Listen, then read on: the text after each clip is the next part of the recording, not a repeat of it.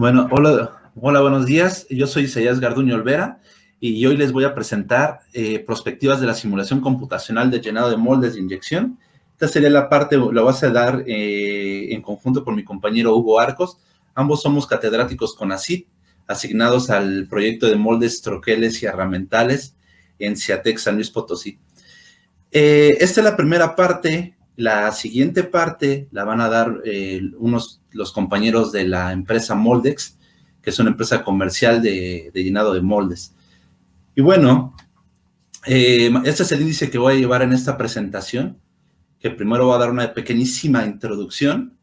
Más adelante voy a hablar un poquito del moldeo por inyección de plásticos, que realmente será un poquito redundante porque es casi todos los que van a estar viendo esta charla son especialistas en esto, pero no está de más que hagamos un poquito de memoria y para que establezcamos algunas bases para lo que va a venir más adelante y logremos entender un poquito las dificultades que presentan este tipo de trabajos.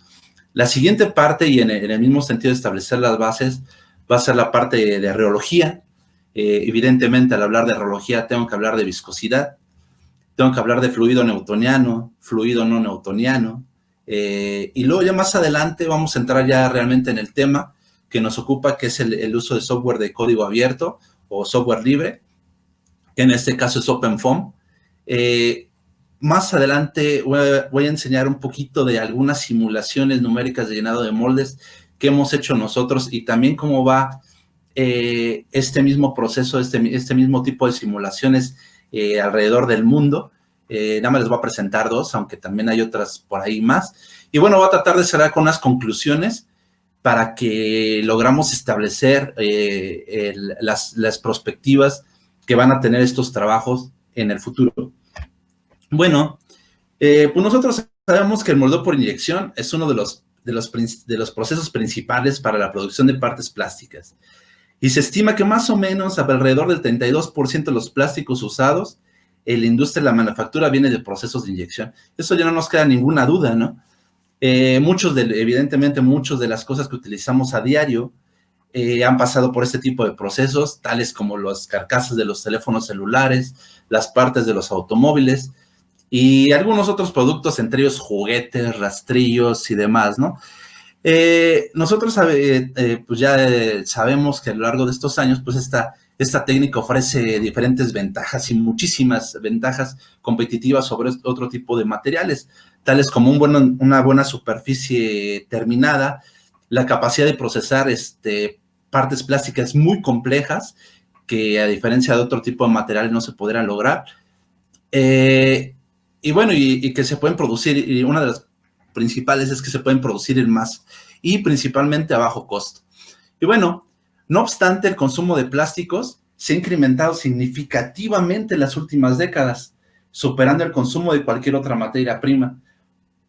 Tal es la versatilidad que los polímeros se pueden utilizar en varios sectores, como pues ya más o menos ahí hablamos y tenemos conocimiento, la automoción, los automóviles, aviones, los embalajes, agricultura en los empaques para la comida y en la parte eléctrica, principalmente en el recubrimiento de cables y también en la manufactura de apagadores y contactos eléctricos, entre muchos más, ¿no? Ahí tenemos el ejemplo de los Legos, que es uno de los moldes más sencillos, entre comillas, y también es uno de los productos más exitosos.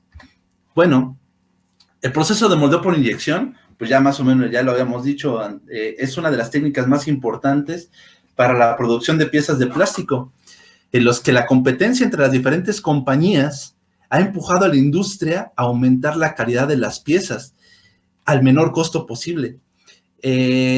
Pues básicamente aquí tengo unos ejemplos donde podemos ver ahí son juguetes, pero son juguetes esos armables que requieren un nivel de detalle muy alto, que solo se puede lograr a través de este tipo de procesos. Lo otro es las partes plásticas, que ahorita está muy de moda a agregar fibras para reducir el peso de los coches y que eso se vea impactado en el costo de los combustibles. Después ahí tengo un molde de un producto muy sencillo que es un recogedor de basura y al lado está el de un garrafón de agua, ¿no? Que ese es por otro tipo de proceso que es moldeo por soplado.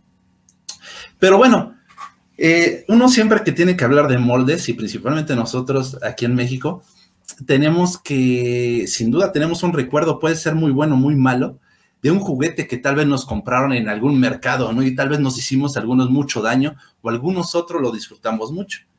Y eso se los presento porque muchas veces nos han dicho que es un molde muy sencillo. Sí, es un molde muy sencillo, que es el molde de los luchadores famosísimos de plástico que venden en el mercado.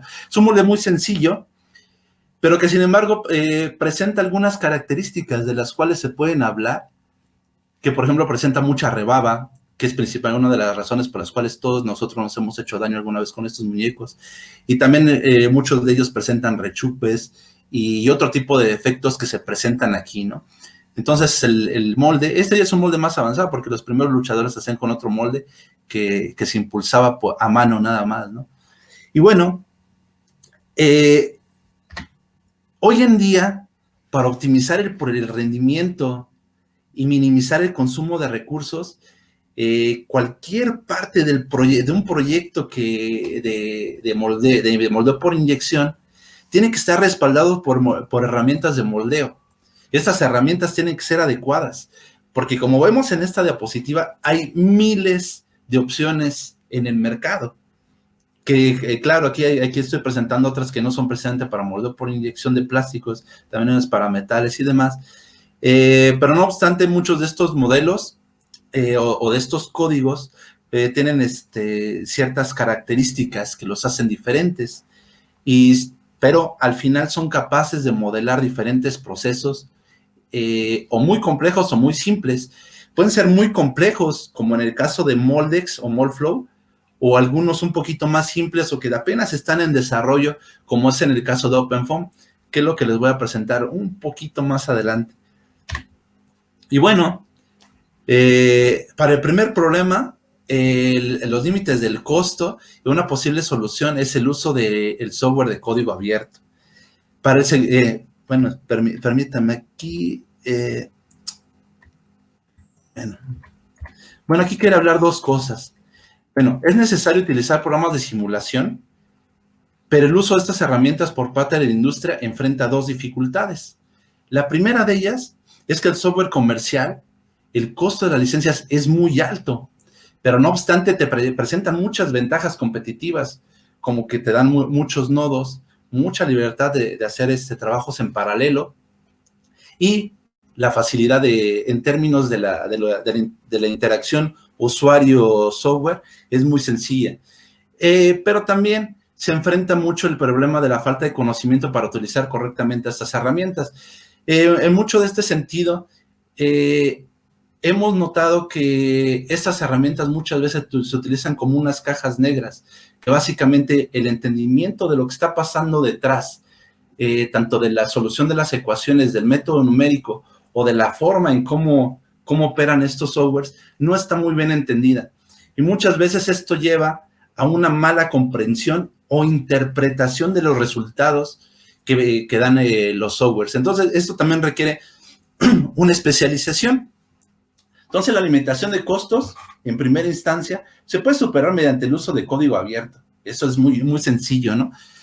Como vamos a ver un poquito más adelante, hay ciertos solucionadores en la biblioteca computacional de OpenFOAM que se pueden ocupar para diversos problemas, no solo el de la parte de la inyección, que vamos a ver un poquito que tal vez no está aún muy bien desarrollada, ¿no?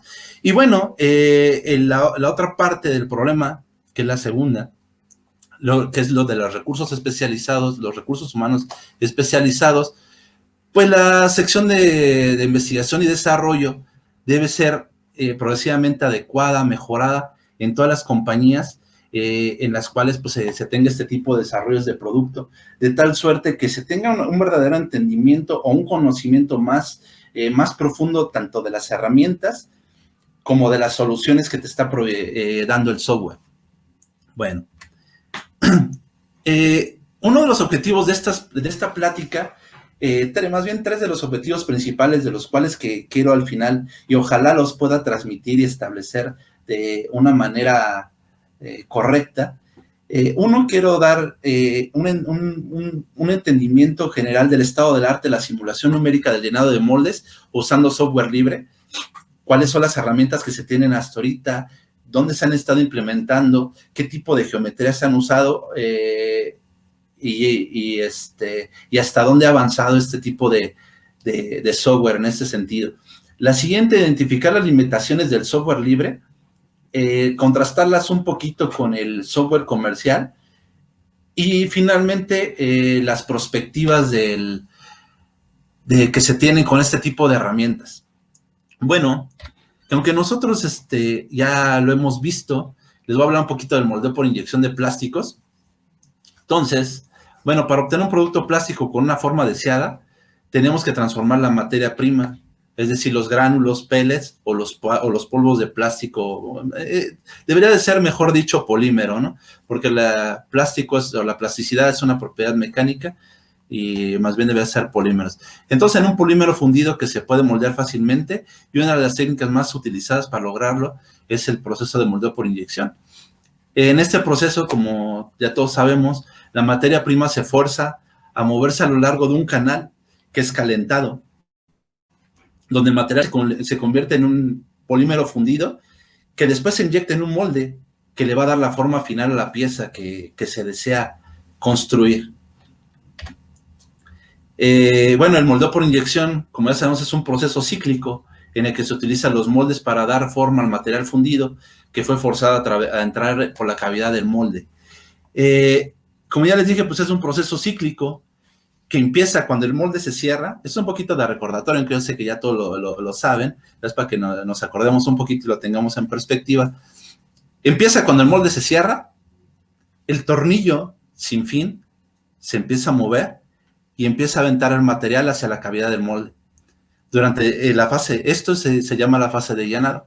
Esta fase se caracteriza por altas rapideces de flujo, es decir, una velocidad muy alta, en la cual el mecanismo dominante de transferencia de calor es la advección.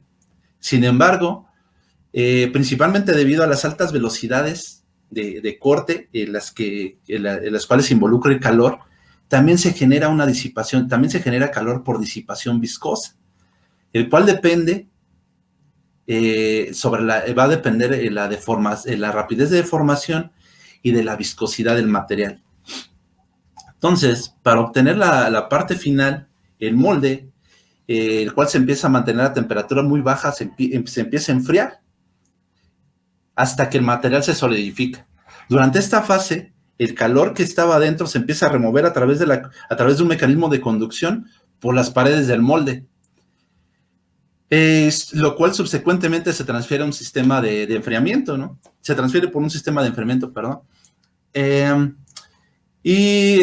Bueno, pues ya al final las paredes del molde se enfrían y van a generar una capa muy delgada de material solidificado. Entonces, conforme nosotros vamos metiendo más material, esta capa se va engrosando, lo cual poco a poco va produciendo que el material que va siendo empujado sea más difícil de entrar hacia la cavidad del molde. Ajá. Entonces, en este tipo de fase, ese tipo de flujo se llama flujo de fuente. Y es lo que más o menos dice aquí: el material se enfría y se solidifica dentro del molde, obteniendo una pieza que replica la geometría del molde. Bueno, esa es la parte final. Pero lo que les quiero enseñar ahora es la parte de la capa de congelada o frozen layer. En la parte de arriba tenemos las partes grisecitas, bueno, en la micrografía que tenemos aquí, sería la pared del molde. Luego la parte más azulita sería la capa congelada y luego tendremos el material caliente fluyendo.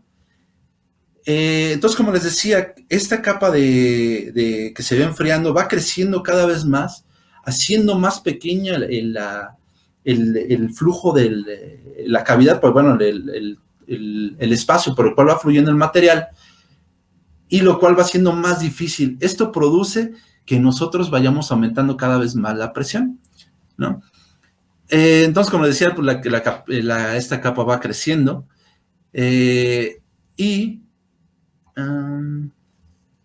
bueno, Entonces, como nosotros ya vimos, el moldeo por inyección es un proceso que es muy complejo, dado que hay procesos transitorios que involucran muchísimos mecanismos de transferencia de calor, que en conjunto con el flujo y el cambio de fase, pues lo hacen un proceso complicadísimo y muy complejo, que aunque pareciera muy sencillo, ¿no? Avienta material ahí, deja que se enfríe y listo, pero no, hay muchos mecanismos físicos que están ocurriendo dentro. Entonces, para obtener una parte con calidad, al precio más bajo posible, es necesario entender la relación entre la geometría del molde, las propiedades del material y las condiciones de procesamiento. Este marco de referencia complejo, pues motiva el desarrollo de los softwares para modelar el proceso y soportar las actividades de diseño de los diferentes moldes. Y bueno, y también de las máquinas y también el desarrollo de nuevos materiales que se adecúen mejor a diferentes parámetros de proceso. Entonces, el moldeo por inyección batalla con el material a diferentes temperaturas, rapideces de corte, presiones, por lo tanto es obligatorio, es esencial que seamos capaces de replicar numéricamente el comportamiento. Pero una de las partes importantes es usar relaciones constitutivas que tomen en cuenta todas las relaciones entre los diferentes parámetros. Entonces espero que las siguientes, más adelante, les voy a enseñar unas ecuaciones constitutivas que se usan generalmente para describir los materiales empleados en este tipo de procesos. Aquí habría que resaltar que estos tipos de modelos constitutivos que se van a presentar no son los únicos, hay muchos más, y principalmente ahorita que se está introduciendo mucho los materiales compuestos, cargados con fibras, se están desarrollando nuevos modelos. Bueno, entonces ya que hablamos de esto, creo que sería bueno hablar un poquito de qué es reología, porque es una parte esencial para poder entender el flujo del material. Bueno, básicamente la reología es el estudio del flujo de materia, principalmente en estado líquido gaseoso, pero también como son los sólidos blandos o sólidos en condiciones en las que responden con un flujo plástico en lugar de deformarse elásticamente en respuesta a una fuerza aplicada. Básicamente la reología es una rama de la física y es la ciencia que se ocupa de la deformación y el flujo de materiales tanto sólidos como líquidos. Una cosa interesante de la reología es que a diferencia de muchas otras ciencias o muchas ramas del conocimiento, se puede trazar muy bien cuándo nació. Básicamente la reología nació en 1920. Básicamente hubo un congreso donde se dieron cuenta que era necesario formar una nueva rama de la física que estudiara todos los fluidos que ya estaban fuera del comportamiento normal. Ahorita voy a decir normal, más adelante voy a decir cómo se llaman, pero más allá de un comportamiento normal y que exhibían ciertas propiedades que ya no podían ser descritas por la física normal y requerían un nuevo estudio y conocimiento y entendimiento de ellos mismos. Bueno, el término reología fue acuñado por Eugene Bingham, que era un profesor del Lafayette College, a partir de una sugerencia de un colega de él que se llamaba Marcus Rainer. El término se inspiró en el aforismo de Simplícito, que generalmente se le adjudica a otro griego llamado Heráclito, que es Pantarrey, que quiere decir todo fluye, y se utilizó por primera vez para escribir el flujo de líquidos y la deformación de los sólidos. Como ya les dije, las propiedades reológicas tienen un papel muy importante en el proceso de moldeo por inyección. En el llenado de moldes, en la viscosidad, sin duda, junto con las propiedades térmicas, evidentemente, determina la presión que va a requerir para que la cavidad del molde se llene. Y por este motivo es importante conocer en detalle el comportamiento reológico de los polímeros. Ahorita me hizo falta mencionar, y ahorita me acordé, y que espero en otra plática contarles bien la historia del número de Débora, que básicamente está basado en el nombre en una sección de la Biblia, donde Dios menciona que, uno de ellos menciona que las montañas fluyeron ante los ojos del Señor. Precisamente está en el libro de Débora. En una siguiente plática les contaré esa historia, es muy bonita, y les ampliaré la historia de la reología, que también es bastante interesante. Bueno, ahora supongamos, para entrar ya en el análisis, supongamos que tenemos dos placas paralelas separadas a una distancia h. Vamos a suponer que a la placa de arriba le aplicamos una fuerza sobre toda el área transversal y por lo tanto la placa de abajo se va a mantener estática a una velocidad igual a 0 y la placa de arriba se va a estar moviendo a una velocidad u. Eso va a producir que poco a poco el fluido que está contenido dentro de las dos placas se vaya moviendo. Si nosotros hacemos la relación entre la fuerza, entre el área que la que está aplicando la fuerza, básicamente eso define el esfuerzo cortante o lo que se conoce como shear stress. Por otro lado, cuando nosotros vamos moviendo las placas van arrastrando las capas superiores de fluido y ese arrastre se va distribuyendo a lo largo digamos, del eje vertical, en este caso es el eje Y, va produciendo un gradiente que nosotros cuando empezamos a ver de manera muy chiquita, se va a convertir en un diferencial de la velocidad con respecto a la distancia. Si nosotros hacemos la relación entre la velocidad de la placa respecto a la distancia, eso básicamente es la definición de la velocidad de corte o del shear rate, generalmente expresado como gamma punto, ¿no? Y bueno, aquí tenemos el dibujo de ello, de la representación de esto. Entonces, si nosotros hacemos la relación de estos dos tipos de mecanismos, tanto del esfuerzo cortante, es decir, de la fuerza que le estamos aplicando sobre el área de la placa, entre la velocidad y la distancia a la cual se está aplicando, que es básicamente el shear rate o la velocidad de corte, encontramos la definición de la viscosidad. La viscosidad de un fluido, pues, es la medida de la resistencia a la deformación a una velocidad determinada, que es, y bueno, en este caso es mu, porque es la viscosidad newtoniana, y que es así como se define, es una relación lineal entre el esfuerzo cortante y la rapidez de corte. Las características de un fluido newtoniano, que estos son los fluidos normales de los cuales les mencionaba antes, vamos a tener que la viscosidad de corte es constante, mientras la relación entre el esfuerzo cortante y la rapidez de corte es una relación lineal. Eso básicamente es un fluido newtoniano. Entonces, un fluido newtoniano se define como un fluido cuya viscosidad puede considerarse constante, y son uno de los tipos de fluidos más sencillos de describir. O sea, es una relación lineal. El mejor ejemplo de este tipo de fluidos, ¿cuál es? Pues es el agua, ¿no? Aunque también el aceite, la gasolina, creo que entran por ahí, y otro tipo de fluidos, pero básicamente para nuestro entendimiento es el agua. No obstante, existen otro tipo de fluidos. Estos tipos de fluidos, tenemos el plástico de Bingham, también tenemos el newtoniano, que lo tenemos con la línea azul de manera lineal. Tenemos otro tipo de fluidos que se llaman shear thickening o dilatantes, que es que conforme nosotros aumentamos la rapidez de corte, su viscosidad va creciendo y se hacen más difíciles, se engrosan, o también le llaman engrosante en lugar de dilatante. Pero en el tema que nos interesa hoy está el tema de los fluidos adelgazantes o shear thinning. Estos básicamente, conforme nosotros vamos aumentando el esfuerzo sobre ellos, la viscosidad va a ir cayendo. Ajá.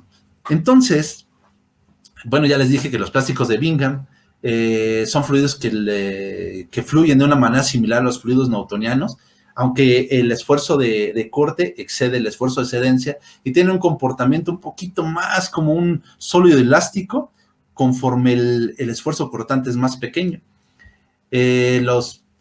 Bueno, también aquí necesito mencionarlo, a los adelgazantes o shear thinning también se les conoce como fluidos pseudoplásticos, pero como ya les dije, pues de pseudoplástico no tiene nada, ¿no? Porque no contienen ese tipo de características mecánicas que otros materiales sí tienen cuando presentan plasticidad. Y bueno, pues son caracterizados por lo que ya les dije de la viscosidad, que conforme nosotros vamos aumentando el shear rate, esta va decayendo. Bueno,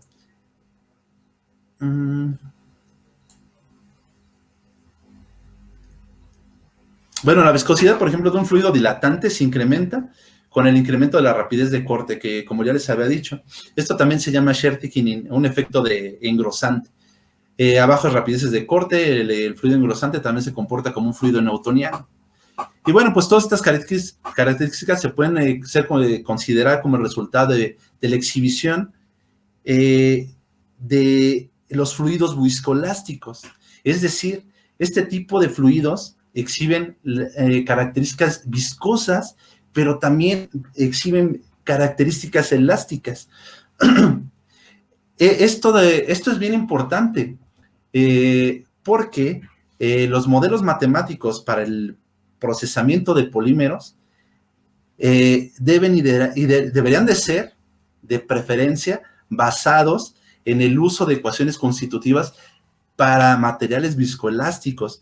Sin embargo, la viscoelasticidad de los fluidos poliméricos es muy complicada de usarse en las simulaciones numéricas, porque además de incrementarse el costo computacional, también se incrementa la complejidad matemática a la cual estos fluidos son descritos, porque se incrementa la no linealidad de las ecuaciones, y por lo tanto se tiene que empezar a hacer el desarrollo de nuevos métodos numéricos más robustos, y bueno, y finalmente se paga un precio, y este precio es el costo computacional, el tiempo que se van a tardar en resolver. Pero es sin duda que, como vamos a ver más adelante, es necesario introducir este tipo de características de viscoelasticidad de los materiales, principalmente en este tipo de procesos de moldeo por inyección. Bueno, pues un fluido no newtoniano pues se define como aquel que no tiene una viscosidad definida y ni constante, y que varía en función de la temperatura, y también como a la fuerza cortante a la cual es sometido. Ahí tenemos un ejemplo de un fluido no newtoniano. Y bueno, los polímeros fundidos, como ya les habíamos dicho, es un ejemplo de un fluido no newtoniano, y sin embargo, bueno, no son newtonianos, y su viscosidad, que es de naturaleza no lineal, puede ser muy complicada de describir, dependiendo de su estructura química y de la composición y las condiciones de procesamiento. Aquí abajito podemos ver el ejemplo de dos boquillas de extrusión, donde se ve el efecto de lo que les decía de bueno, esto tiene que ver con la rapidez, la velocidad a la cual está siendo procesado, o sea, la rapidez de corte, y también por los efectos de elasticidad cuando sale el polímero de una boquilla de extrusión. Esto es lo que se le llama shear skin, y esto produce muchos defectos en los materiales, principalmente en materiales, en los cables, en el recubrimiento de cables, en la industria de recubrimiento de cables. Ese es un problema muy común, y que tiene relación con la viscoelasticidad, y que también va a tener relación con otro efecto, del cual no voy a mencionar aquí, y a lo mejor en otras pláticas sí ya lo voy a mencionar, y lo voy a introducir y ver la relación de los defectos de los materiales producidos por inyección de plásticos, que tiene que ver con los efectos normales. Los efectos de la viscoelasticidad son reflejo de los efectos normales en el material. Bueno, como ya les decía, el material que nos importa a nosotros, porque es el que el comportamiento que describe los materiales poliméricos, es el de adelgazamiento o shear thinning. Básicamente esta es una curva de adelgazamiento. Empezamos con una región newtoniana superior, que básicamente sería la viscosidad de corte cero, esa es la cual inicia. De ahí, y que conforme nosotros vamos aumentando el corte, iría a una región de adelgazamiento hasta llegar a una viscosidad infinita, que muchos de ellos presentarían una región newtoniana nuevamente, ¿no? Aquí lo que les voy a mencionar, espero en otras pláticas, es los efectos normales. Los efectos normales generalmente se presentan en la zona del adelgazamiento. Por lo tanto, nosotros no podemos excluir la parte elástica o viscoelástica de los materiales, porque precisamente esa es la zona de procesamiento de los materiales, principalmente de los materiales poliméricos. Bueno, ¿cómo funciona un poquito estas cosas, este mecanismo de adelgazamiento? Entonces, imaginemos nosotros que nuestra abuelita estaba tejiendo, y ahí llega el gato y enreda toda la bola de estambre, y esa sería la región newtoniana, donde empezaríamos a fluir muy lentamente y de manera lineal. Las capas apenas se moverían, y no habría un gran efecto o un gran cambio entre las diferentes capas de fluido. Conforme nosotros vamos aumentando ese jalón del estambre, si nosotros lo quisiéramos desenrollar, empezaríamos a tener unas cadenas de polímero mucho más alineadas, lo cual permitiría y empezaría a decaer la viscosidad. ¿Por qué? Evidentemente porque hay una mejor movilidad de las cadenas de polímero. Y más adelante se encontrará una región newtoniana donde las capas estarían completamente alineadas y el fluido se movería libremente, ¿no? Bueno, más bien las cadenas de polímero se moverían libremente. Hay diferentes modelos constitutivos que describen este tipo de comportamientos. Uno de los más usados es el modelo de ley de potencia, que este se ocupa mucho para representar el comportamiento de polímeros fundidos en la región de alta rapidez de corte. Pero evidentemente este desprecia la parte superior newtoniana y la parte baja newtoniana. Ahí nosotros podemos ver lo que representa el modelo de ley de potencia en la línea punteada, y la pendiente de esa línea, que es n-1, sería el índice que le llaman índice de ley de potencia n, y que va entre 0 y 1, básicamente. Si nosotros ponemos 1, recuperamos el modelo newtoniano. Si n es igual a 1, recuperamos el modelo newtoniano, y pues tendríamos que eta es igual a eta 0, es decir, la viscosidad newtoniana. Y bueno, y pues n refleja el índice de ley de potencia o índice de adelgazamiento que tendría ese material. Por otro lado tenemos el modelo de Virchow, que sí muestra los platós o las zonas constantes newtonianas, y se ajusta a una rapidez de corte bastante amplia. El modelo, como ven, ya se empieza a complicar un poquito más. Ya tiene la viscosidad newtoniana de corte 0, la viscosidad de velocidad de corte infinita, y tiene un parámetro nuevo, que es una constante material de tiempo, que es lambda, y que esa nos da la transición entre la parte newtoniana hacia la parte de adelgazamiento, que va a también tiene el parámetro n, que básicamente es el mismo del índice de ley de potencia, y que nos va a describir el adelgazamiento, pues es la pendiente de la línea que describe la parte de shear thinning del material. Bueno, tenemos otro modelo, que es el modelo de Cross. El modelo de Cross es muy similar al modelo de Virchow. Este modelo describe tanto la parte newtoniana como el comportamiento adelgazante del material. La viscosidad aquí en estos términos, la viscosidad de corte 0, tiene los efectos de la temperatura y la presión sobre la viscosidad, el cual puede ser descrito por muchos modelos, ¿no? De acuerdo al material que se pretende trabajar, del material que se está trabajando, a un rango de temperatura deseada. Y bueno, pues en el campo de moldeo por inyección, los modelos más usados es el modelo de tipo Arrhenius y el modelo de Williams-Landel-Ferry, que es muy conocido como WLF, que son los más comunes. Aquí tenemos un modelo tipo Arrhenius, que básicamente está definido en términos de la temperatura, y generalmente se aplica para polímeros semicristalinos o termoplásticos amorfos.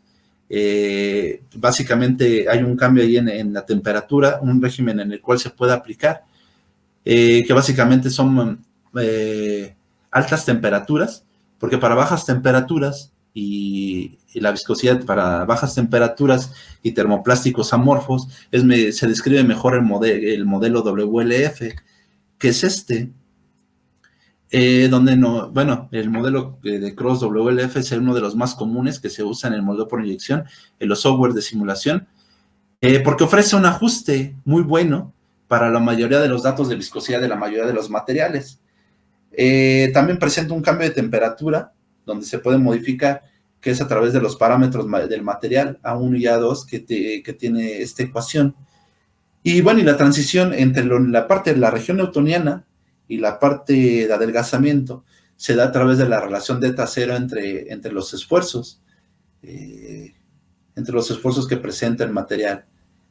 Y bueno, ahora sería bueno entrar, ya que dejamos atrás los modelos constitutivos, bueno, sin antes recordarles que ninguno de estos modelos presenta la parte viscoelástica, y esa es una de las partes que se tienen como un trabajo futuro irlos implementando, aunque yo sé que ya, por ejemplo, Moldex tiene un módulo de viscoelasticidad, presenta modelos viscoelásticos. Es necesario que se vayan implementando y hay mucha investigación abierta en este sentido para este tipo de modelos. Y bueno, entrando ya en el otro tema, el OpenFOAM, que básicamente se llama Open Field Operation and Manipulation, es un software que es el principal en este momento de código abierto, que es gratis y se ocupa mucho para la dinámica de fluidos computacional, es propiedad de OpenFOAM y pues tiene una licencia GPL. La licencia GPL brinda a todos los usuarios la libertad de modificar y redistribuir el software y una garantía de uso gratuito dentro de los términos de la licencia. Este tipo de software nos da una libertad para poder jugar con ellos y poder conocer las entrañas del software. Bueno, pues OpenFOAM fue creado por Henry Weller en 1989 bajo nombre de FOAM y pues fue lanzado en código abierto como OpenFOAM por Weller, Grenshields y Jansen en diciembre de 2004. Una de las complicaciones más grandes que se tienen al usar este software, básicamente que no tiene interfaz gráfica, todo es a través de código, a través de la terminal, se programa en C++ o C++, y bueno, y ocupa para graficar otro software que es libre, que se llama ParaView, y ahí se pueden graficar los datos obtenidos a través de este tipo de software. Y bueno, este software se puede utilizar para flujos multifásicos, para rastrear el frente de un fluido o la interfase entre dos fases diferentes. Para esto, OpenFOAM utiliza una parte que se llama volumen de fluido y que más adelante les explicaré así muy rapidito. Y bueno, para resolver las ecuaciones diferenciales o las ecuaciones que rigen estos procesos, OpenFOAM utiliza la metodología del método de volumen finito. El software incluye herramientas para mallado, como ya les dije, preprocesado, y también permite cálculos en paralelo. Es una de las partes por las cuales también es muy interesante, porque nos puede dar n nodos de cálculo. Y mientras los software comerciales, eso depende mucho del tipo de licencia que se compre. Bueno, el programa también brinda una gran flexibilidad que permite al usuario, como ya les había dicho, modificar o agregar funcionalidades, nuevos solvers de los que ya existen, y siendo esto una gran ventaja sobre el software comercial, como es el caso del trabajo que les voy a enseñar tantito más adelante, que se hizo una modificación de un solver.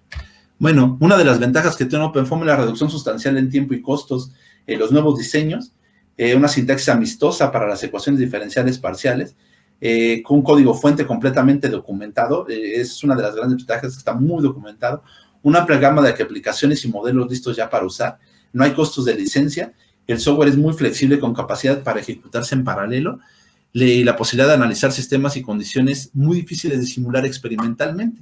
Que bueno, eso es lo que estábamos diciendo, ¿no? Una de las razones por las cuales bajar los costos en los procesos de inyección, pues es básicamente la simulación, que nos va a permitir hacer N experimentos sin necesidad de gastar recursos materiales en ello. Las desventajas que tiene, pues es que la comunidad de desarrollo está empezando a sufrir una fragmentación que ya se empiezan a generar muchos proyectos alternos a OpenFOAM. Sin embargo, OpenFOAM sigue siendo el que sigue obteniendo mayor participación de los diferentes desarrolladores y de la comunidad en general. También, pues, como ya les había dicho, tiene la ausencia de una interfaz gráfica de usuario. Entonces, básicamente hay que entrar al código y empezar a ver todo ahí. Que se puede implementar una interfaz gráfica, ya hay varias opciones que se pueden implementar, pero te resulta un poquito complejo todavía tener todo ese tipo de ventanas, acomodarlas y darle la funcionalidad que un software comercial ya da. Bueno, la idea del programador no presenta suficientes detalles de cómo modificar esto, porque básicamente es programación, y lo que esto hace que la curva de aprendizaje sea muy pronunciada. Es decir, que si necesitan escribir nuevas aplicaciones o nuevas funcionalidades, pues uno se tiene que echar un clavado muy adentro y empezar a programar y todo eso, ¿no? Se necesita de un gran conocimiento de las ecuaciones, es lo que les decía, es uno de los problemas que han encontrado, que muchas veces no se tiene conocimiento de qué es lo que está resolviendo el software comercial. Y eso pues se utiliza se necesita personal calificado, ¿no? Tanto en programación como en entendimiento de las ecuaciones. La existencia de los modelos es insuficiente e incompletos para simular, por ejemplo, problemas con turbulencia o fenómenos multifásicos o de combustión, entre muchos otros, pero pues se pueden agregar, ¿no? Lo único es que uno se tiene que dedicar y enfocar a resolver ese tipo de problemas. Aquí podemos ver un ejemplo de una ecuación de cómo se vería dentro de la interfaz de OpenFOAM, programado en C++. En la primera parte podemos ver que es la derivada parcial con respecto del tiempo de phi, cómo se establece en términos del código, y así con el término de convección, el término de difusión y el término fuente, ¿no? Ahí se pueden ver claramente. Así es como se programan las ecuaciones en OpenFOAM. Bueno, para usar modelos matemáticos en una computadora se requiere un método numérico. Solo en los casos más simples es posible encontrar soluciones analíticas exactas para las ecuaciones que gobiernan el modelo, por lo que en general se tienen que usar técnicas numéricas para encontrar unas soluciones aproximadas. Para resolver las ecuaciones que rigen el flujo tridimensional en el proceso de moldeo por inyección, se encuentran disponibles varios métodos numéricos. Estos métodos numéricos generalmente requieren discretizar todos los dominios físicos y temporales en subdominios finitos o muy pequeñitos, ¿no? En este caso, el método de elemento finito, el método de volumen finito, son los métodos numéricos predominantes para la simulación del modelo por inyección tridimensional, debido a su capacidad para lidiar con geometrías muy complejas y problemas no lineales. Generalmente el elemento finito pues, se define como FEM, volumen finito FVM, y volumen de fluido como VOF.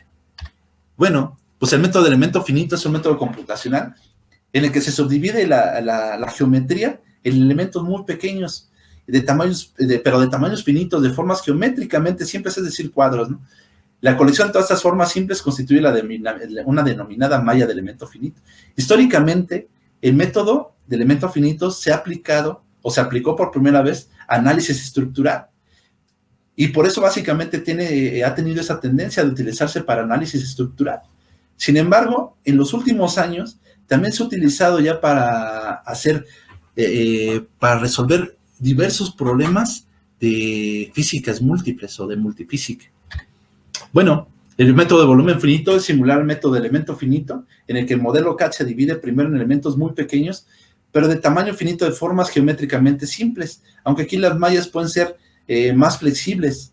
Esto debido a cómo se calcula, cómo hace los cálculos este tipo de método. Eso lo dejaré para una charla posterior. Y bueno, y aparte de esto, el método de volumen finito es diferente del método de elementos finitos, comenzando en el concepto de elementos, que en su lugar, en volumen finito, se denominan celdas. Bueno, el método de volumen de fluido es un método numérico de aproximación de superficie libre. Este método permite seguir la forma y la posición de la superficie. Por ejemplo, el movimiento de flujo se describe mediante las ecuaciones de Navier-Stokes, pero que deben de resolverse por separado primero, es decir, generalmente por el método de volumen finito. Y bueno, el método de elemento finito, pues ya le había dicho que esas son las diferencias entre el método de elemento finito y el método de volumen finito. Se ha ocupado para análisis estructural, transferencia de calor, ingeniería química y electromagnética, electrostática, magnetostática, multifísica y para dinámica de fluidos computacional.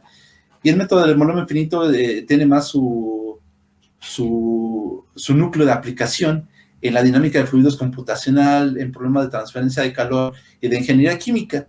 Y bueno, pues las ecuaciones que gobiernan el flujo de fluido, esto es las ecuaciones de conservación de masa, movimiento y energía, que se emplean. Estas son las ecuaciones que se necesitan para describir y que son las que van a resolver este tipo de métodos. Se tiene que resolver la ecuación de continuidad, la ecuación de momentum y también la ecuación de energía. Entonces, si nosotros tomáramos una barra y dijera de un lado ponemos la entrada, de otro lado ponemos la salida, las paredes estarían confinando el polímero. Dentro de esta barra está llena de aire y conforme va avanzando el polímero, va desplazando poco a poco el aire dentro de la barra. Este sería el problema que estaríamos nosotros atacando. Y bueno, el proceso de moldeo por inyección, en este caso, se modeló con las ecuaciones de Navier-Stokes para el flujo de un fluido compresible, utilizamos el método de Cross-WLF. Hay una ecuación de Tait que no la presenté, que es una ecuación un poquito compleja, que es básicamente el Cross-WLF es el modelo de viscosidad, y la ecuación de Tait es la ecuación de estado, y se ocupa el método de volumen finito para discretizar numéricamente las ecuaciones en cada volumen de control del dominio, y esto es básicamente porque es el método que ocupa OpenFOAM para discretizar este tipo de ecuaciones, es el que ocupa, ¿no? En este trabajo, como les había dicho, la comunidad ha ido desarrollando diferentes herramientas, y la flexibilidad que nos da OpenFOAM es de crear solucionadores diferentes para problemas muy particulares. En este caso, ocupamos un solucionador que se desarrolló por Krebel y Turk, que se llama OpenInch MoldSim. Nosotros le hicimos ahí una variación, pero que yo no considero en este momento que deba resaltarla, pero no es el mismo de ellos, ¿no? Bueno, en este caso se considera que el flujo siempre es compresible, es decir, tiene en cuenta la compresibilidad del material durante toda la fase de llenado y empaque, diferente a otros autores que ignoran la compresibilidad de los polímeros durante la fase de llenado.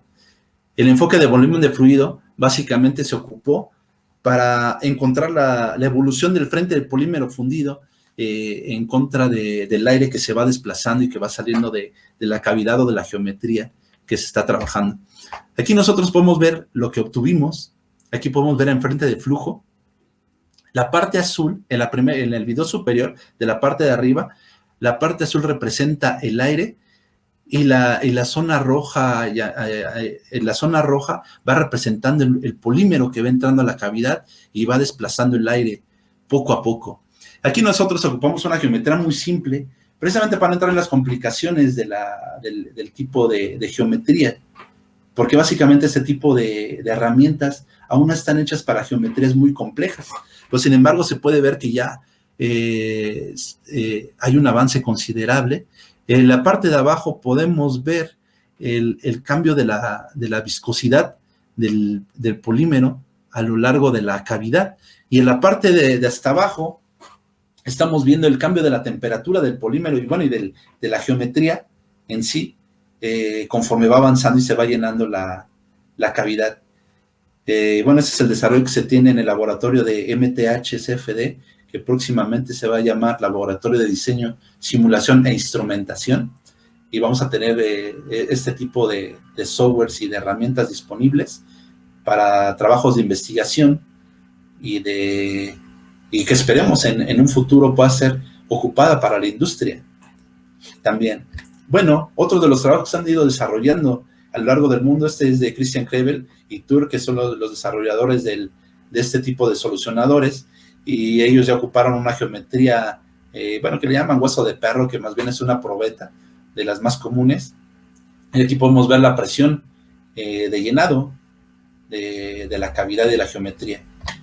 Ese es otro trabajo que fue hecho por Andrea Pisa, también de la misma geometría, nada más que les ocupando la geometría de manera axisimétrica, lo cual, como les decía, si nosotros ocupamos modelos viscoelásticos, que son los que se deben de ocupar, y que también en el laboratorio próximamente, y que son una de las perspectivas que queremos hacer, es ocupar ese tipo de modelos, tendría que haber una corrección en la línea central de este tipo de geometrías cuando se utilizan geometrías axisimétricas. Pero es una buena aproximación y el avance del desarrollo en el módulo, lo que ya presentó Andrea Pisa.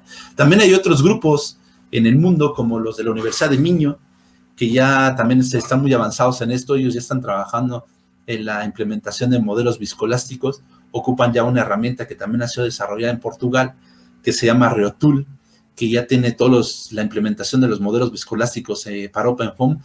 Lo que resultaría sería la aplicación en este tipo de solucionadores en particular.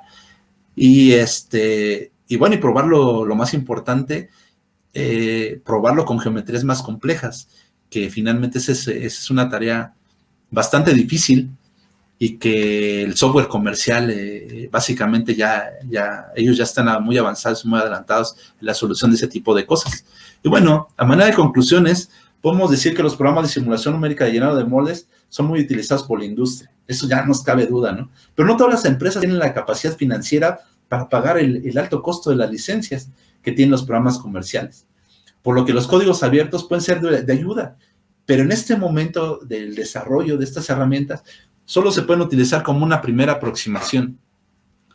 Y bueno, que también nos da la libertad de ocupar otro tipo de modelos que el software comercial, de modelos constitutivos o de modelos de viscosidad que no tienen los códigos comerciales. Bueno, las herramientas numéricas de código abierto, como les dije, todavía tienen muchas limitaciones en comparación con el software comercial. El software comercial está adelante de este tipo de desarrollos básicamente unos 15 años, ¿no? Sin embargo, consideramos que el trabajo progresivo de la comunidad y el desarrollo y de investigación, eventualmente se podrán lograr simulaciones similares a las que ya presenta el software comercial. Y bueno, además de ser pocos los que se aplican al proceso de moldeo por inyección, ¿no? Que los solucionadores que hay, uno de ellos es el Open-Inch Mold Sim, y bueno, y los que existen pues no están completamente validados, por lo tanto aún no pueden ser aplicados a la industria. Principalmente al Open-Inch Mold Sim, lo que le hace falta es la validación con resultados experimentales y contrastándolo uno al otro con los códigos comerciales, y principalmente ahí la evaluación entre uno y el otro sería en términos de quién resuelve más rápido, ¿no? el problema. Y bueno, a manera de perspectivas, pues presento 4 puntos que creo que es que queremos nosotros, hacia dónde debe ir esto, y que es comparar, como les decía, comparar los resultados de ambos programas usando la misma metodología, es decir, el mismo tipo de mallas, materiales, número de nodos. Y bueno, y pues la otra es validar el software, comparándolo, como les decía, con resultados experimentales. Y también, y cuando digo de resultados experimentales, me refiero a la parte física, pero también numérica. Es decir, contrastarlo, los resultados contra el software comercial. Implementar más modelos constitutivos, como les decía, hay una herramienta que se llama ReoTool, que ya también está muy avanzada, ya tiene todos los modelos constitutivos para modelos viscoelásticos y otros más, ya faltarían los de fibras, que ya también va por ahí, implementarlos. Y básicamente también para hacer esto más fácil y que la curva de aprendizaje del usuario se reduzca, implementar pues una interfaz de usuario. Y bueno, pues por mi parte, y agradeciéndolo también a nombre del doctor Hugo Arcos, pues sería todo de mi parte. Y ahorita los dejo con los compañeros de Moldex, que nos van a presentar algo también bastante interesante para todos ustedes. Bueno, pues gracias. Ya dejo mis datos de contacto. Mi nombre es Luis Gabriel Ventosa, soy director general de Inteligencia e Ingeniería Numérica y tengo con ustedes esta plática que lleva como título "Cómo la simulación de moldeo por inyección ayuda a reducir los problemas de deformación". Bien, vamos a hablar sobre la distorsión.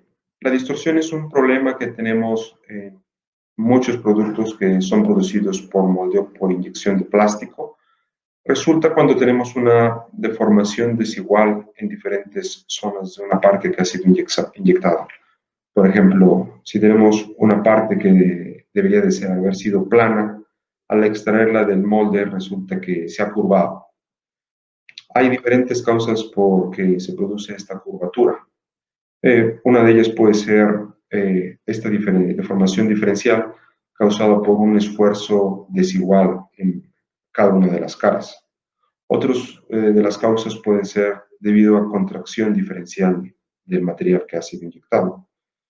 Estos factores de contracción diferencial tienen que ver con orientación de flujo, diferencias de temperatura o efectos de paquetamiento. Prácticamente esto no sería un problema. Todo el material cuando lo inyectamos se va a contraer dentro de la cavidad del molde.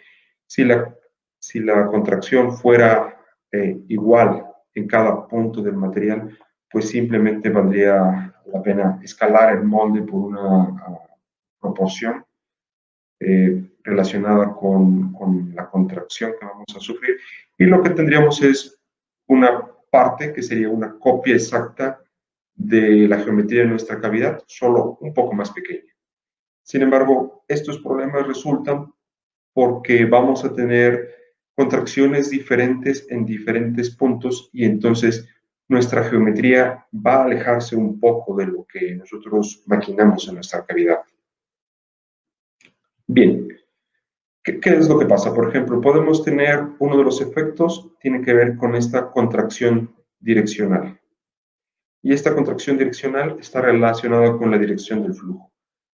¿Qué pasa? Cuando inyectamos el polímero dentro de la cavidad, el polímero podemos nosotros imaginarlo como una cadena de moléculas que es bastante larga, y cuando se ha llevado a una temperatura alta se dilata, y podemos imaginarla como unos resortes que están moviéndose dentro del molde dilatados. Cuando empezamos a enfriar el molde, esas moléculas empiezan a contraerse, esos resortes empiezan, digamos, a comprimirse, y tienen más facilidad de comprimirse en la dirección en la que estas cadenas de moléculas están alineadas, que normalmente va a ser en la dirección de la inyección. Contrario a la dirección transversal al flujo, las moléculas tienen menos propensión a contraerse. Entonces, la dirección en la que ha fluido el material desde el punto de inyección hasta el último punto dentro de nuestra cavidad va a tener una relación de contracción diferencial. Las direcciones alineadas con esta dirección del flujo van a tener más propensión a contraerse por la orientación de las moléculas que la dirección transversal. Entonces, esto va a producir que las partes tengan una contracción diferente de acuerdo a esta orientación que hemos producido durante la inyección. Tenemos otro efecto, digamos que cada día es más común para partes de ingeniería, partes que requieren una resistencia alta, cuando estamos haciendo reemplazo de partes que originalmente eran producidas en metales como aluminio o otros metales ligeros. Cada día tenemos más consolidación de componentes con partes producidas por inyección de plástico, y una de las técnicas más utilizadas es los refuerzos con fibra. Tenemos resinas que tienen rellenos de fibra, puede ser fibra de vidrio, puede ser fibra de carbono, puede ser otro tipo de materiales, pero las fibras nos producen un material que tiene un comportamiento muy diferente a un comportamiento isotrópico. Tenemos un material ahora que es anisotrópico, que las propiedades de este material dependen de la orientación que le estamos dando al material. Entonces, resulta que la orientación de las fibras va a depender también muchas veces de la dirección de inyección, de la dirección que el material ha tenido desde el punto de inyección hacia el punto final. Nos va a producir una orientación de fibras preferente, y estas fibras van a trabajar modificando la tasa de contracción de la resina. Entonces producen un efecto contrario al que vimos aquí, que en este caso la orientación del material alineada con el flujo tiene una tasa de contracción más alta. Las fibras producen un efecto contrario. La tasa de orientación produce la orientación longitudinal con la inyección, produce una tasa de contracción más baja. Contrario a la dirección transversal, una tasa de contracción más alta. Entonces el efecto es contrario. Tenemos otro efecto que es el diferencial de temperatura. Cuando nosotros empezamos a enfriar el molde, tenemos una tasa de enfriamiento, y de acuerdo a la geometría, de acuerdo al diseño de nuestro sistema de enfriamiento, de acuerdo a las temperaturas dentro de nuestras cavidades, etcétera, van a producir tasas de enfriamiento diferentes en las partes. Entonces, una tasa de enfriamiento más alta va a producir una temperatura más baja, más rápido en la superficie de esa parte, y lo que nos va a producir es una mayor contracción volumétrica. Entonces, si tenemos una parte que debería de ser plana, como aquí el ejemplo, tenemos arriba solo como ejemplo 3 canales de refrigeración, 4 canales de refrigeración. Entonces tenemos una diferencia de enfriamiento que produce una contracción volumétrica diferente. Bien, otro de los efectos tiene que ver con el empaquetamiento. ¿Qué va a pasar aquí? Tenemos una parte del proceso al final de la inyección. La máquina de inyección mantiene una presión dentro de la cavidad, aun cuando ya hemos terminado de hacer la inyección, para que mientras el material va solidificando, cuando el material empieza a solidificar, su volumen disminuye, y mediante mantener la presión dentro de la cavidad, nosotros vamos agregando ese material que va siendo contraído. Entonces, esta presión normalmente estamos efectuándola aquí en el punto de inyección, que es el punto donde nosotros podemos mantener la presión. Este efecto de empaquetamiento funciona mientras el material alrededor de la compuerta sigue líquido. Cuando el material alrededor de la compuerta se solidifica, decimos que la compuerta se ha congelado, y el efecto de empaquetamiento disminuye porque no hay forma de meter más material a esa cavidad. Entonces, va a pasar esto, que nosotros al seguir aportando material a la cavidad mientras el material va solidificando mediante el empaquetamiento, las zonas cercanas a la compuerta van a tener una contracción muy baja, y las zonas lejanas a la cavidad van a tener una contracción más alta, porque no pudieron beneficiarse del efecto del empaquetamiento, pues la presión disminuye y también la solidificación evita que podamos seguir aportando material a esta zona. Entonces, aquí vamos a tener una contracción porque el material al solidificarse va a disminuir su volumen. Bien, aquí tenemos una gráfica. Esta es una gráfica que le llamamos ecuación de estado de la resina. Es una gráfica que relaciona la presión, el volumen y la temperatura. Entonces, todo el material dentro de la cavidad está rigiendo su comportamiento por esta ley de PVT. Y lo que vemos aquí en esta gráfica son diferentes líneas. La línea horizontal representa la temperatura y tenemos diferentes temperaturas. La línea vertical representa el volumen y cada una de las curvas representa una presión diferente. Entonces, cuando nosotros tenemos una parte, mediante hoy las herramientas de simulación numérica computacional de la cavidad del molde, nosotros podemos estar evaluando el estado del material en cada punto, y eso es lo que nos permite entender cómo se va a deformar. Aquí está este ejemplo, ¿no? Tenemos la placa plana. Entonces, supongamos que al momento de inyectar la superficie superior tiene una temperatura más alta que la superficie inferior. Estos es los puntos que vemos aquí arriba como temperatura inicial. Estamos en este nivel de presión dentro de la cavidad, y pues la superficie roja en la parte superior está en este punto, tiene una temperatura más alta. La superficie azul está en este punto con una temperatura más baja. Durante el proceso de inyección y al final durante el proceso de la solidificación, vamos a mantener una línea de presión constante en este ejemplo, aunque dentro de la cavidad las presiones van a ser diferentes y vamos a estar moviéndonos en diferentes curvas, pero en este ejemplo vamos a movernos en esta línea de presión constante hacia solidificar esta sección de material. Entonces, al solidificarlo, vamos a bajar por esta línea y vamos a llevarlo todo a este punto, que es la temperatura de expulsión.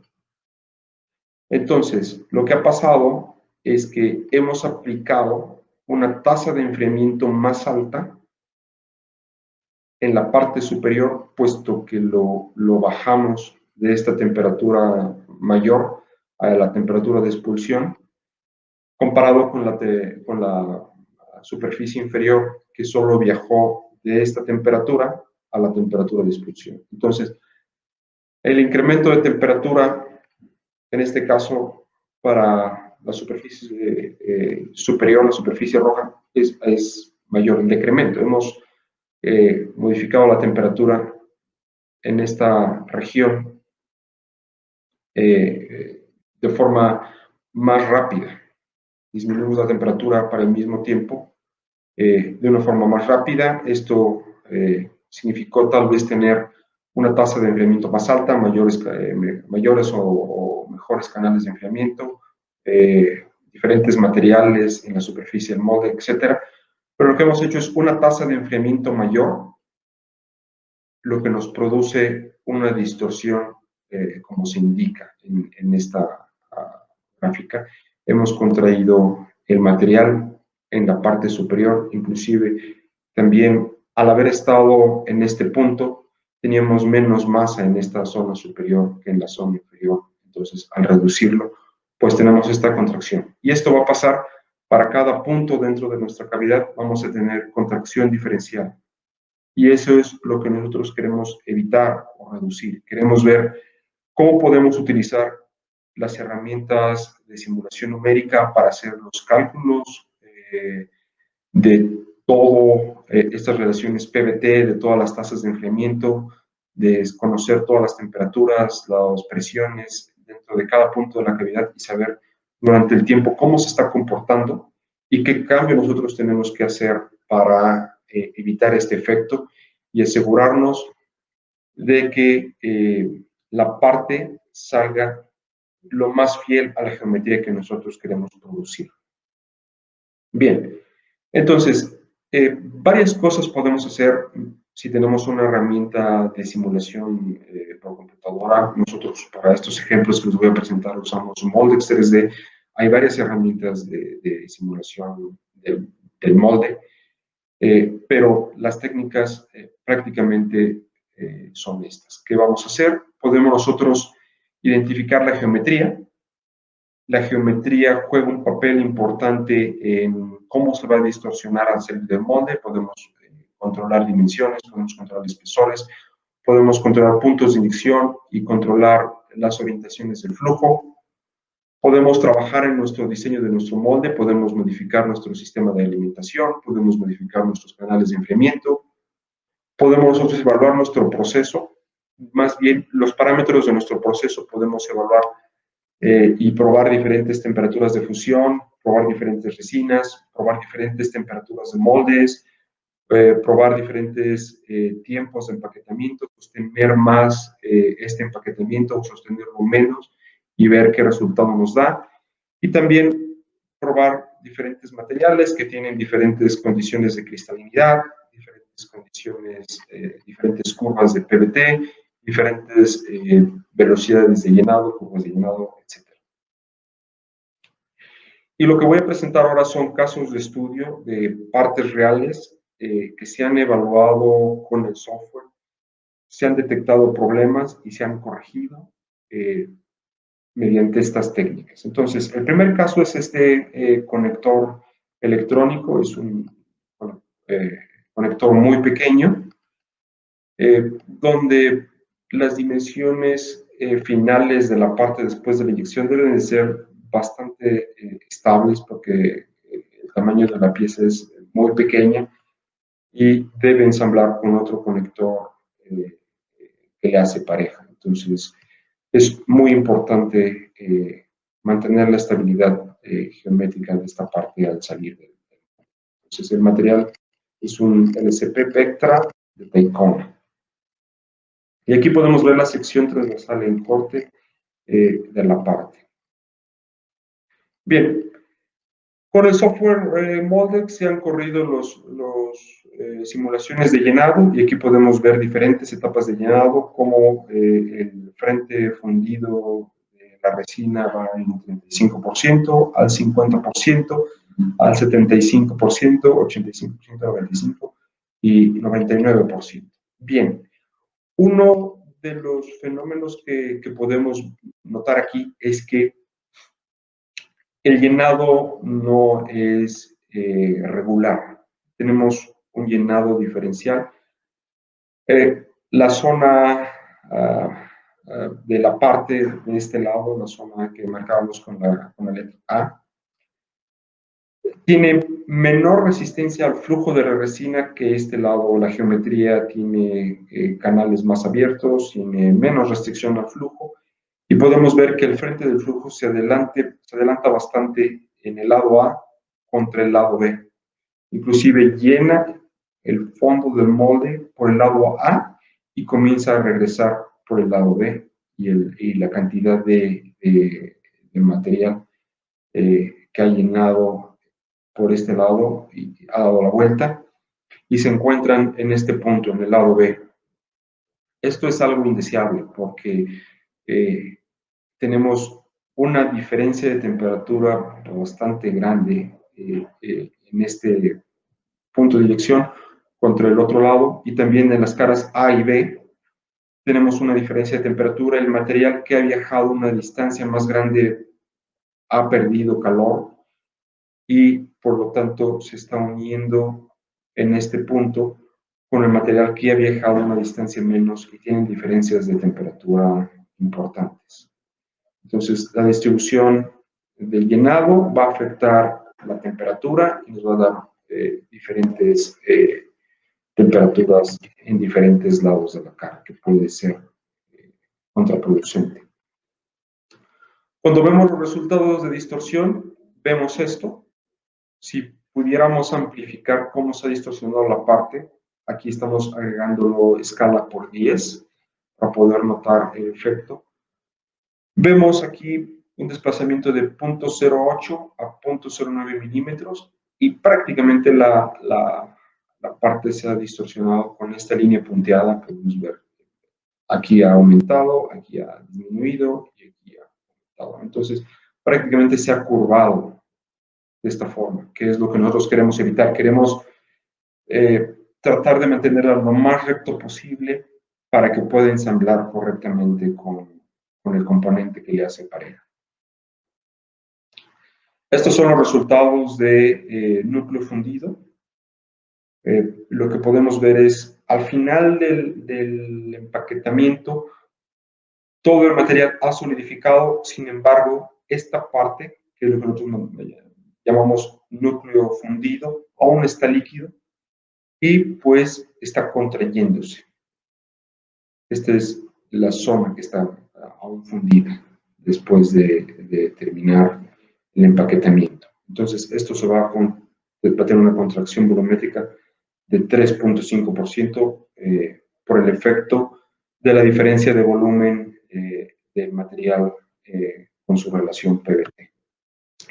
Bien, entonces los problemas que hemos detectado de distorsión tienen que ver con una contracción desigual por diferencia volumétrica.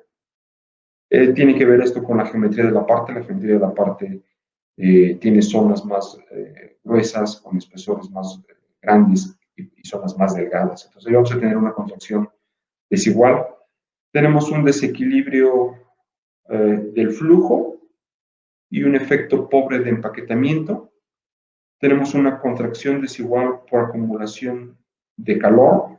Tenemos zonas de la parte que tienen grosores más grandes, donde el calor va a mantenerse por más tiempo que las zonas más delgadas, donde el calor ya ha sido removido por la superficie del molde. Y tenemos diferencias de espesor. Bien, todos estos problemas nos van a derivar a que la parte que vamos a extraer de la cavidad, no solo no va a tener las dimensiones originales de la cavidad, porque eso lo sabíamos, sino va a tener una forma diferente, que es lo que es más contraproducente. Para corregirlo, se ha propuesto este diseño modificado.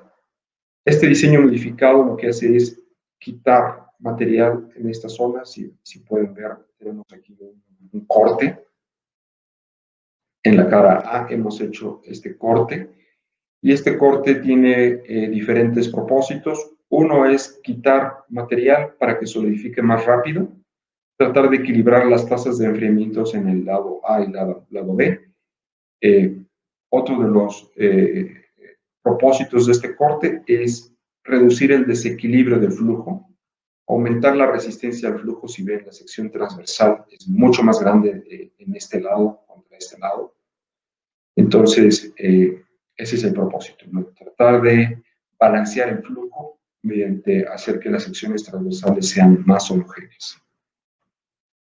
Bien, si ven, aquí están ya los resultados del llenado. Por ejemplo, al 80%, la diferencia de llenado entre el lado A y el lado B para el diseño modificado es mucho menor. Y lo que hemos tratado de hacer es que el llenado sea más homogéneo, tratar de llenar ambas caras al mismo tiempo para mantener la misma temperatura. Vean la diferencia de temperatura que tenemos a la mitad de la parte contra la diferencia que teníamos a la mitad de la parte, al 95% era muy grande. Entonces, no se ha reducido el efecto de llenado desigual por completo. La parte tal vez no permite llegar a este punto, pero estamos ya tratando de equilibrar las temperaturas en ambas caras, y esto ha funcionado aquí.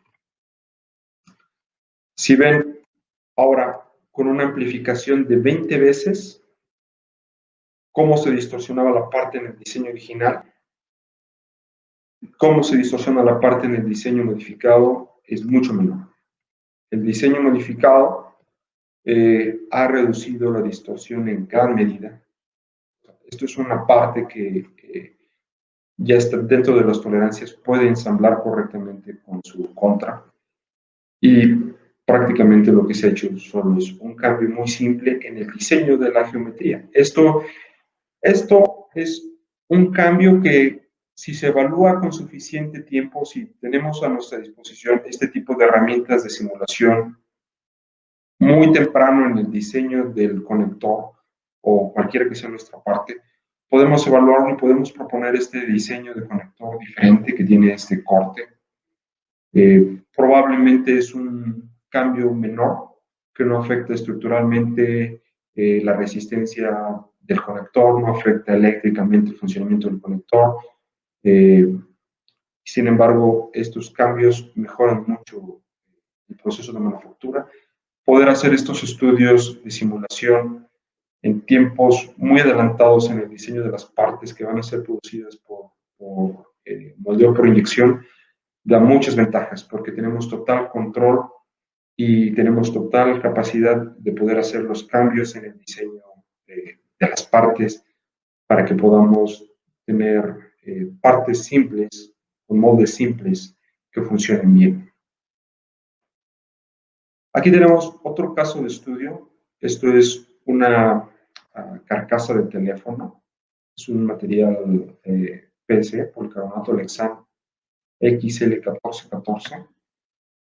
Y lo que estamos viendo aquí es que el diseño original de esta cubierta tenía estas subgates, estas compuertas submarinas. El diseño original proponía este sistema de inyección por 3 puntos para poder llenar la cavidad de forma completa. Y aquí tenemos el patrón de llenado. Entonces, al tener estas 3 compuertas alimentando la cavidad, vamos a tener estos 3 frentes de unión, donde el material que ha llegado por diferentes puntos se encuentra.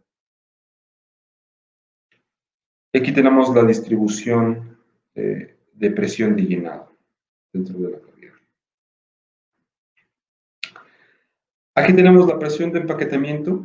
Si ven, la presión de empaquetamiento es muy diferente, no es homogénea. Tenemos una presión muy alta en los puntos de inyección, pero toda la zona del centro no se puede beneficiar del empaquetamiento.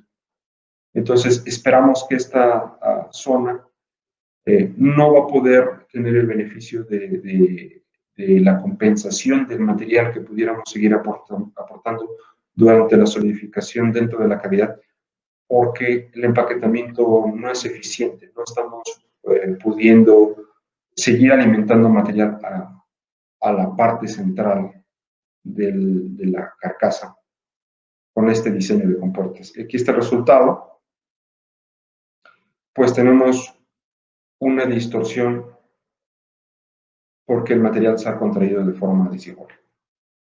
La distorsión es de casi 1.5 milímetros. Bien. El diseño modificado es un diseño más simple, propone una sola compuerta para alimentar toda la cavidad, y lo más importante es la posición de la compuerta se ha cambiado para poder mejorar el empaquetamiento en la zona central. O sea, esta compuerta se propone en este punto para poder mantener mayor presión homogénea de empaquetamiento dentro de la cavidad. Entonces, ahí está la compuerta. Y aquí está el nuevo patrón de llenado. Y aquí está el resultado de la presión de empaquetamiento. Si bien la presión de empaquetamiento siempre va a ser mucho mayor en la compuerta, pero la vemos ahora es más homogénea en toda la cavidad. Entonces, esto nos permite que esta compuerta pueda seguir manteniendo la presión de empaquetamiento durante la solidificación, y podemos entonces mantener una aportación del material dentro de la cavidad mientras vamos solidificando, y así ayudar a compensar la contracción que vamos recibiendo. Entonces, si vemos, se ha reducido el desplazamiento en 0.6 milímetros, es el nuevo desplazamiento, es prácticamente algo más de la mitad, la reducción que obtuvimos. Entonces, aquí está la forma de la geometría distorsionada. Las líneas punteadas nos muestran cómo se ha modificado. Prácticamente la tendencia de distorsión es la misma, pero la magnitud ha sido disminuida. Entonces, nuevamente, poder haber hecho los estudios de forma anticipada nos ayudan a entender lo que está pasando. El software nos ayuda a visualizar de una forma que podamos entender qué es lo que está pasando dentro de la cavidad del molde, y podemos entender cuál es el factor que nos está haciendo más perjudicial en el diseño de nuestro molde, y poder corregirlo. El tercer ejemplo que tengo aquí es un caso de estudio de un cliente con un material TP Invision. Esta es una parte muy compleja que tiene estos puntos como un clip para sujeción. Entonces, ¿qué pasa? La geometría es bastante compleja. Tenemos una zona muy masiva en esta parte y una zona muy delgada que son los clips. Eso hace que la temperatura del molde sea muy diferente.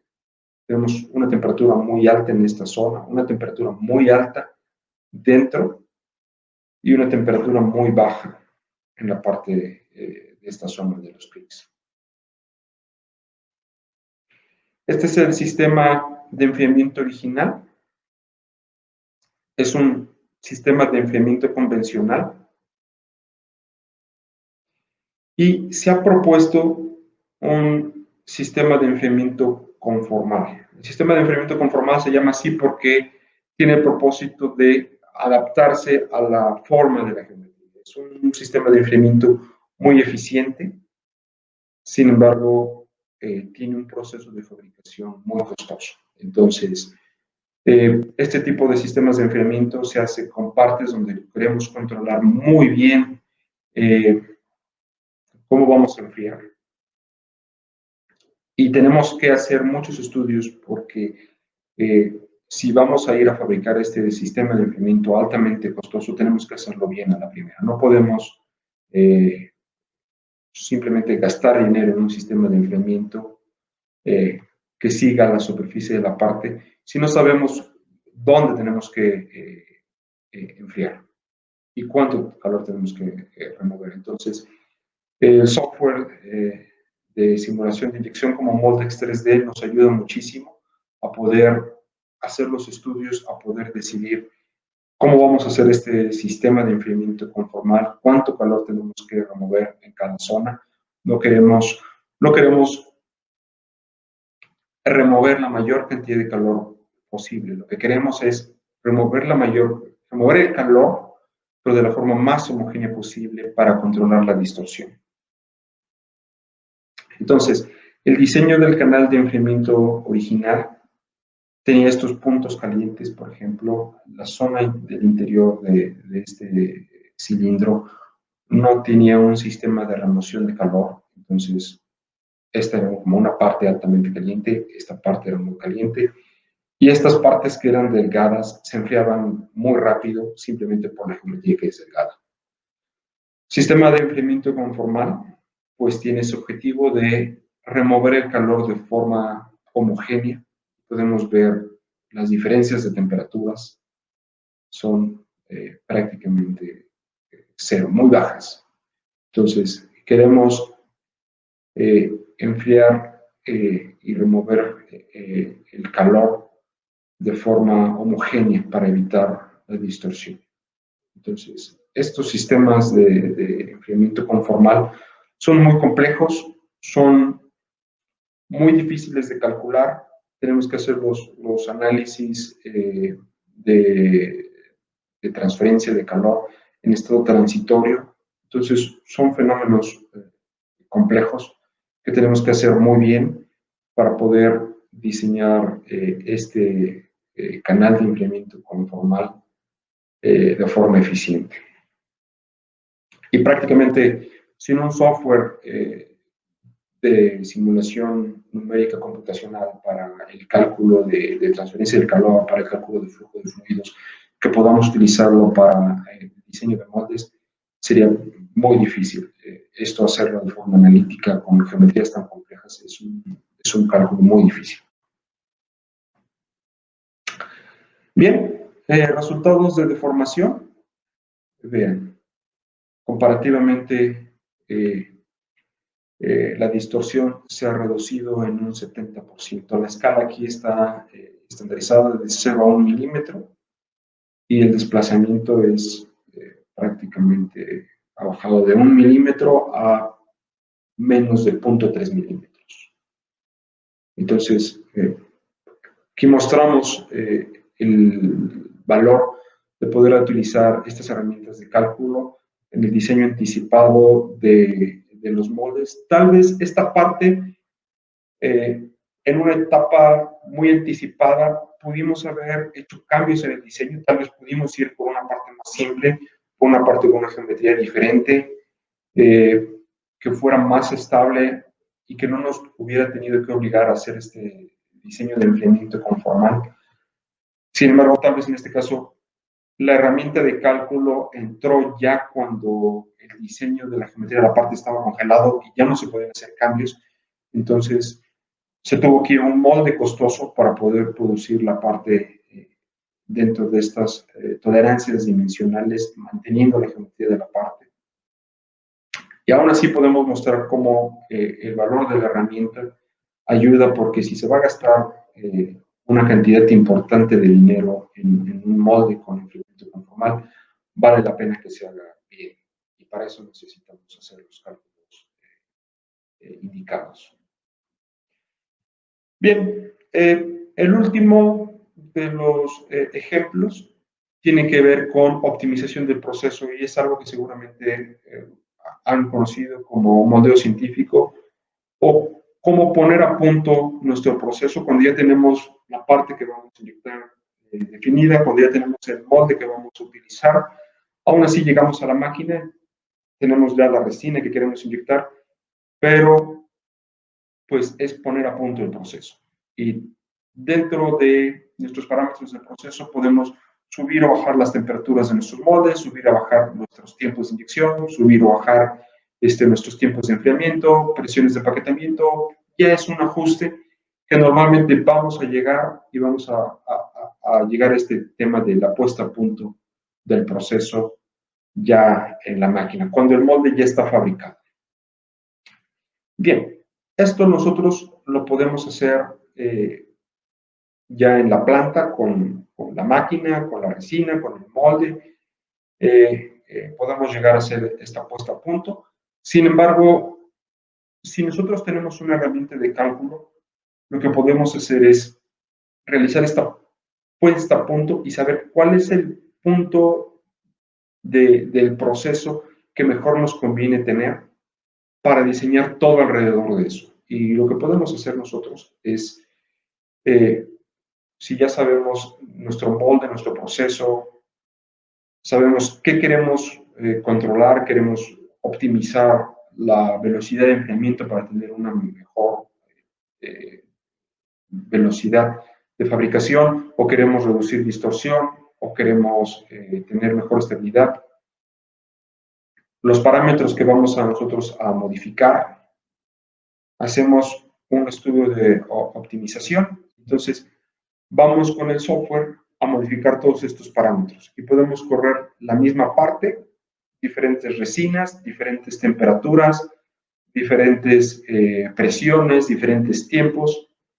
Y aquí está el ejemplo de esta geometría que es una bomba dispensadora manual, como ahora estas que nosotros conocemos para despachar el gel antibacterial que usamos ahora todos los días. Entonces esta tapita pues se va a inyectar y queremos saber cuál es la mejor configuración de inyección para esta geometría. Podemos mover temperaturas de fusión, podemos probar 225 grados, 235, 245, presiones de empaquetamiento, podemos ponerlas en 9, 12, en 15, tiempos de enfriamiento en 8, 10.6, 12 y tiempos de llenado 0.1, 0.2, 0.3. Con esto tenemos toda una matriz de parámetros con la cual podemos hacer un diseño de experimentos que podemos hacer de forma virtual. Probablemente lo podemos hacer ya con el molde montado en la inyectora, pero también lo podemos hacer de forma virtual. Y si lo hacemos de forma virtual tenemos varias ventajas. La primera ventaja es que la lectura de los resultados es inmediata. Cuando lo hacemos en la máquina, no podemos estar mirando los resultados que estamos obteniendo de forma inmediata y directa, sino solo hasta el final del proceso tenemos que ir, medir las variables e interpretar las variables. Aquí podemos ver con el software todo, podemos ver las presiones contra el tiempo, podemos ver las temperaturas contra el tiempo, podemos ver la distorsión al final y podemos entender mejor lo que está pasando. El diseño original nos daba esta distorsión. La modificación del proceso nos da una distorsión diferente. Entonces, aquí no hemos cambiado ya la parte, aquí no hemos cambiado ya el molde, aquí esos factores ya estaban congelados, pero aún así podemos tener una mejora mediante optimizar el proceso y lo podemos hacer totalmente en la computadora. Y lo podemos hacer más rápido y lo podemos hacer con un mejor entendimiento de lo que está pasando y saber directamente con ver los resultados de cálculo, saber cuál es el factor que más me afecta, cuál es el factor que menos me afecta, para poder tener un proceso muy estable y controlado.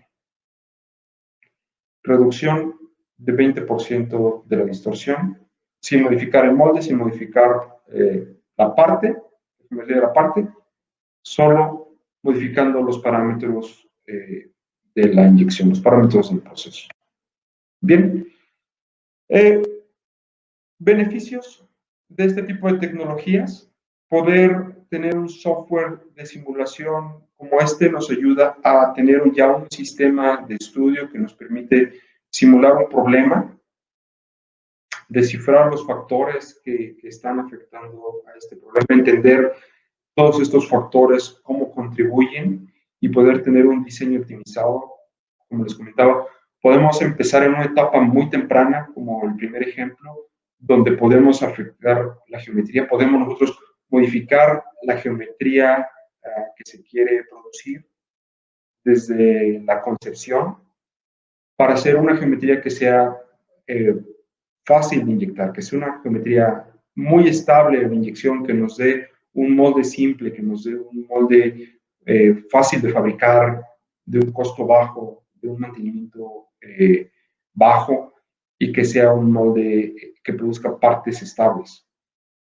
Si no entramos en ese punto, aún así podemos entrar en el molde y podemos modificar el molde durante el diseño para adaptar el molde a esa parte que ya tenemos congelada, o finalmente podemos entrar en el último paso, cuando ya tenemos un molde y tenemos una parte. Aún así podemos usar la herramienta para hacer simulaciones y entender qué es lo que está pasando. Cuando usamos el software, estamos viendo todos los valores, estamos viendo temperaturas, estamos viendo presiones, estamos viendo tiempos de solidificación, estamos entendiendo lo que está pasando, cosa que no podemos ver a través del molde, no podemos ver dentro del molde mientras la máquina está funcionando lo que está pasando. Entonces, al final vemos el resultado del molde y tratamos de imaginar cuáles fueron las causas. Por eso decimos aquí que la manera tradicional es una suposición. Vemos el resultado, vemos el problema y suponemos que la causa fue A o que la causa fue B. Pero es una suposición que tenemos que ir y confirmar. Y para ir a confirmar esa suposición, sin un software de cálculo, tenemos que ir y modificar el molde, que es realmente costoso. Entonces, es prácticamente aquí, pues, solo estar adivinando. Tratamos de reparar el problema, pero pues no tenemos margen para optimización. No hay forma de mover esos parámetros. Una vez que nosotros hicimos una suposición y fuimos a afectar ese molde, ya no tenemos margen de seguirlo modificando muchas veces. Entonces, la herramienta de simulación numérica computacional es una herramienta de gran valor, usándola de forma apropiada, usándola al tiempo apropiado, ahorra muchos problemas, ahorra mucho dinero a los fabricantes de moldes, a los diseñadores de componentes plásticos, y permite que podamos tener partes correctas, partes estables dimensionalmente, y que podamos entender cómo están funcionando. Bien, entonces, como conclusión, mediante una tecnología de simulación como Moldex 3D se puede predecir la tendencia de distorsión, se puede saber hacia dónde va a ir la distorsión de la parte, si va a ser distorsión en qué dirección, qué zonas de nuestra geometría se van a distorsionar más que otras. Encontrar cuál es el motivo de la distorsión. Hay varias causas que pueden producir esta distorsión. Queremos entender cuál es la causa que está produciendo y que va a producir la distorsión para poder corregirla. Y prácticamente podemos usar esto para mejorar la geometría de nuestra parte y producir partes que sean más estables geométrica y dimensionalmente. Y bien, los usuarios de esta herramienta la utilizan mediante cambios en el diseño de la geometría, como les comentaba, en las etapas muy tempranas de diseño. Antes de ir al diseño del molde, podemos utilizar la herramienta de simulación de inyección sin simular un molde, muy anticipadamente, solo con la información geométrica de la parte que queremos inyectar, podemos entender cómo se comportaría en un proceso de inyección y hacer los cambios necesarios para que sea una parte inyectable. Podemos también diseñar moldes completos, estudiar moldes completos. Podemos evaluar cómo se comportan estos moldes completos, modificar canales de enfriamiento, modificar sistemas de inyección, modificar tipos de compuertas, etcétera. Y al final también lo que podemos hacer es optimizar los parámetros ya del proceso, optimizar los parámetros como temperaturas de inyección, temperaturas de molde, tiempos, presiones, etcétera. Todo lo que podemos mover en la máquina de inyección lo podemos hacer de forma muy anticipada en el software y entender cómo se va a comportar. Bien, pues estos son mis datos. Muchísimas gracias por su tiempo y su atención. Mi correo electrónico y quedo a sus órdenes para cualquier duda o comentario vía correo electrónico. Nuevamente, gracias a CIATEC, gracias por su invitación, gracias a CONACYT por el apoyo para la realización de este evento y gracias a ustedes por participar.